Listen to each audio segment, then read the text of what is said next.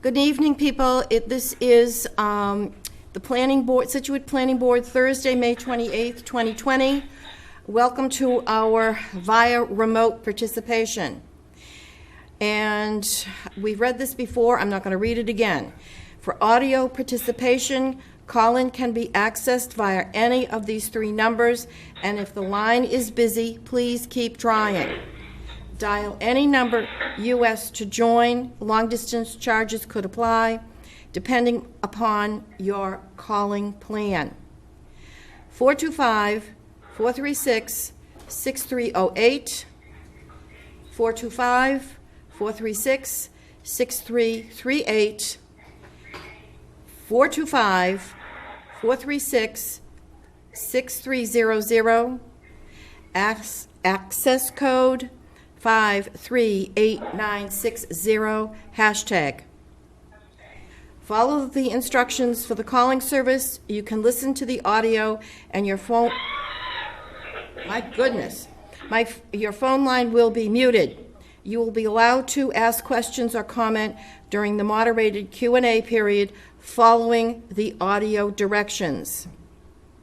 For video participation, https://join.freeconferencecall.com/Scituate. Please note that your storage is almost full. Oh my goodness. Please log in and delete recordings or purchase more storage from your account. All right, thank you so much. This session is no longer being recorded. All right. Okay, it's set. Don't worry about any of it. Don't worry. Don't worry. Seth is here. Seth is here. We're all set. Okay. We have a roll call. We have a roll call to accept the agenda. All those in favor? Ms. Burbine? Yes. Mr. Pritchard? Yes. Mr. Limbacher? Yes. Ms. Lambert? Yes. Mr. Bornstein? He's not on? Mr. Bornstein is absent. Yes. Ms. Lewis? Say yes, Miss Lewis. Yes. Thank you. Okay, 7 o'clock, we have a continued, we have a continued public hearing, stormwater and site plan administrative review, common driveway, 18 through 20 Man Hill Road, which will immediately be continued until June 25th, 2020 at 7 p.m. Is there a second? Roll call. Ann, yes. Mr. Pritchard? Yes. Excuse me, Mr. Limbacher? Yes. Ms. Lambert? Ms. Lambert? Yes. Ms. Lewis? Yes. Thank you, unanimous. In favor. Okay, we now have a continued public hearing, stormwater permit.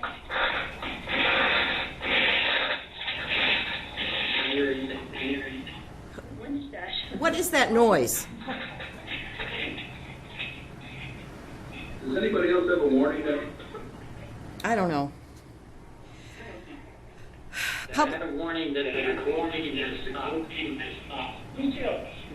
A warning what? The recording is. Oh, that's fine. That's okay. That's fine. That's fine. We're recording it live on TV right now, and Seth is here recording it for YouTube. All right. Again, we have a continued public hearing, special permit, residential compound development and stormwater permit, 0 Country Way, 0 Rear Country Way. Applicant owner Bradford Merritt. All right, who is online to speak to this special permit? Ian, hi, it's Jeff Lacey. Can you all hear me? Yes, barely. Speak up. Okay, I'm happy to speak up. I also ask the same of you guys. The audio is not the best here. I'm just curious, I just want to confirm, is Kevin Grady on the call right now? I'm on the call as well. Can you hear me? Yes, okay, great. So, just for introduction purposes, Jeff DeLisi at Ornberger, DeLisi and Harris. Kevin Grady of Grady Consulting, our engineer, is also on the phone. And in my office, appropriately, from Mr. Harris, in the event that he has any input, he'll relay it to me and I'll relay it to you. So, first and foremost, I just wanted to work hearing us under these circumstances, and I wish you all well. Hey, I'm sorry to interrupt, but we're getting a lot of echo here. If anyone's at home listening to them. I don't think that. All right, is anyone at home listening to the television or a radio? Somebody have a phone? No. I hear it on your end. Actually. I don't know what that noise is either. If people muted until they spoke, it would get rid of some of that echo. That was you, Rebecca? Okay. So ask if anyone that's not speaking right now could mute themselves. The public is muted. It's Mr. Grady, Mr. Delisi is not muted, as well as the board members are not muted right now. All right, the board members are not muted, Mr. Grady is not muted, and Mr. DeLisi is not muted. So, Mr. DeLisi, would you like to continue, please? And can you hear me? I can hear you in, and the echo seems to have abated on my end. So I'll try and be brief under the circumstances. We last met on this matter back in January, on January 9th. Since that meeting, there has been some work that has occurred on this project. The Board of Health has weighed in after requiring us to do some additional test pits and to revise our plans. The Board of Health has indicated that it is satisfied that it could issue a Board of Health permit, that the property is feasible for various septic permits. We met with the fire chief and reviewed some questions, the deputy chief, Al Elliott, that he had. And he's weighed in, I believe, and indicated that he's also satisfied with respect to the fire code and this project. Mr. Chessier has undergone a few rounds of review, both on engineering as one subject and as another subject, the SWIP plan. And Grady Consulting has responded to those couple of rounds of review. Additionally, though I was not involved, there was a site visit a couple of weeks back with the chairman, Karen, as well as Mr. Grady, and my understanding is also that on a separate occasion, Patty stopped by and walked the property as well. We provided calculations for impervious areas at the request of Karen. We also obtained a estimate from Sealands Corporation regarding the construction and utilities for purposes of trying to understand best an appropriate amount for surety. That estimate yielded, it was somewhere in the range of $356,000, and we've provided that. I believe Mr. Chessier has some comments on that. Additionally, we've provided a water certification, a water quality certification that was requested from Karen, and the plans were revised to reflect all of these various issues. Yesterday, I received a draft of a document which I provided comments today, late today, after consulting with my clients on those. And also, I previously had provided a document which is essentially a draft of the homeowners association. I know Karen has had some she's got some comments on those, and those comments, I think, are incorporated into the document that I reviewed yesterday and today. We also provided an operation and maintenance plan, which my understanding was reviewed by the town's independent peer review consultant, Mr. Chessier, as well as the SWIP plan. So, with all that as the background, swirling as the background, if Kevin Grady has any comments, or if the board would like Kevin to walk the board through some of the changes that occurred since the last meeting, we are happy to do that. And of course, answer any questions or do this meeting any way that you'd like. All right, does Mr. Grady have any comments that he would like to make? I think Jeff covered in general the changes. There are no substantial plan changes no substantial plan changes to point out.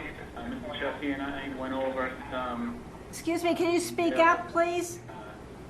We're having trouble hearing you. Piping and reconfiguration of the front basin. And we went over some details on the SWIP. But in general, the plan is there's no significant changes to the overall plan. All right, thank you. Town planner? Well, I'm going to defer to the board for the moment. I think that in putting the draft decision together, I talked to most members of the board, and they all had some significant issues that they would like to bring up tonight. So I think I'll turn it back to the chair, and she can identify some of the issues that everyone has individually raised with me. No, there was no meeting it was just all individual comments. Okay. Thank you, Karen. All right. A residential compound district is to promote large lot development, reduce construction costs, reduce impacts of new development on abutting properties. And that's the one that I am having an issue with. What is the final elevation of an average house in that development vis-a-vis Aberdeen Drive?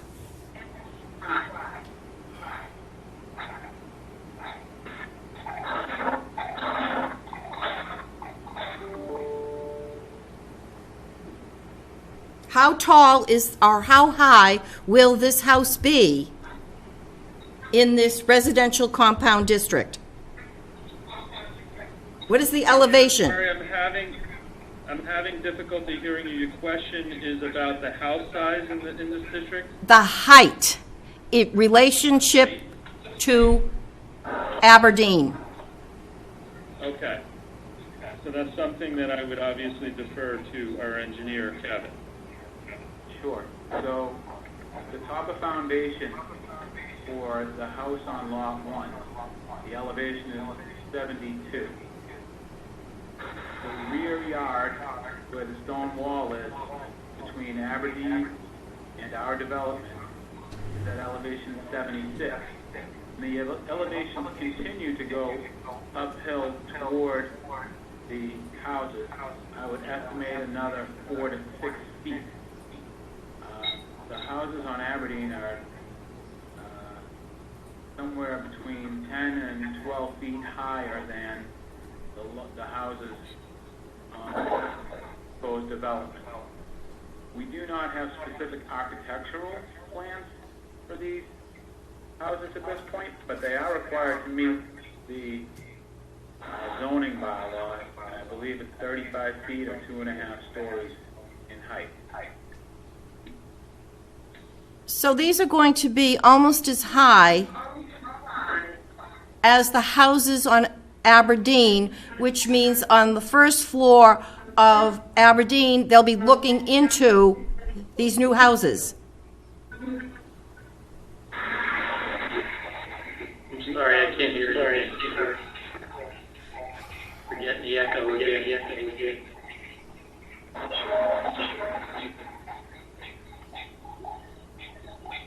Will the houses on Aberdeen have a view into the first floor or second floor of the new development? The houses are going to be separated by, I'll get you a specific dimension, over 100 feet. Closest looks like closer to 150. And we are going to have a maintained buffer between the two. This will not be your Weymouth type subdivision. There will be separation between the houses, so they will not be looking directly into each other unless they're trying. All right, I'm going to turn this over to the board. Start with Steve. Anyone new? What? I might want to ask if anyone new at home has joined, turn down their TV. If anyone new from home has joined, please turn down your volume. Steve. Comments?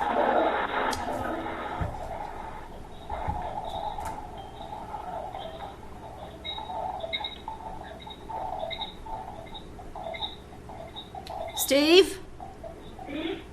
Comments? Can you hear me? I just can't hear anybody here. This is not going well at all.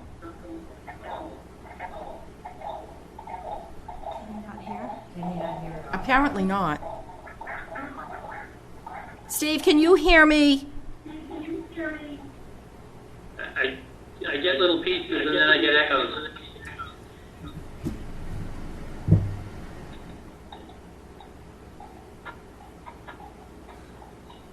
All right, here's the deal. Here's what's going to happen right now. This is totally and completely unacceptable. And we have received this evening at 6 o'clock a revision to our plan. Or rather our decision. And there is not sufficient time for us to go through all of this in this particular manner tonight. And in all fairness to both the public and the planning board, I want an immediate continuance to June 11th at 7 p.m. Mr. DeLisi.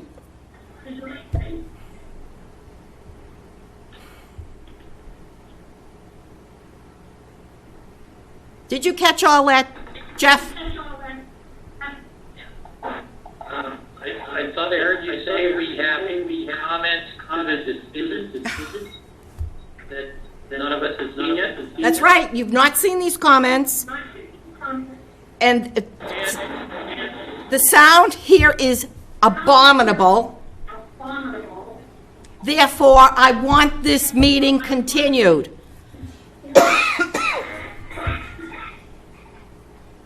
Ann, hi, it's Jeff. If I could just briefly answer. We received the draft decision yesterday afternoon and worked on it for hours today to give you guys comments, and not only our comments to the language, but also the reasons why. And I put that in a document as quickly as I could, turned it around in about 24 hours, and sent it off to you, understandably late today at 6 o'clock. So, given the technical issues we're having on the call, and given the fact that that has occurred of no fault of my own, I believe, we're perfectly fine with agreeing to continue to June 11th. Thank you. Time for action. You're welcome. You're welcome. And I want a continuation for action until June 30th. Perfectly fine, Ann. I'll send that in tomorrow. Thank you very much. So, before we before we leave, do we have a copy of whatever was sent in? I don't think I do. I sent it out at a little after 6:30 tonight after I got it. So, I'm sorry. I sent it to you and you No, there's no criticism here at all. Came out then, okay. Right. Okay. See if I can find it. Okay, all right. I have a motion to continue this hearing until the 11th of June at 7 p.m. Is there a second? Second. Second. All in favor? Ms. Burbine? Yes. Mr. Pritchard? Yes. Mr. Limbacher? Yes. Ms. Lambert? Yes. Ms. Lewis? Yes. Unanimous, all in favor. Thank you. Thank you. We'll see you on the 11th. You want to just, there's a lot of. Thank you. All right, as far as the public is concerned, I apologize profusely. However, this is beyond our control.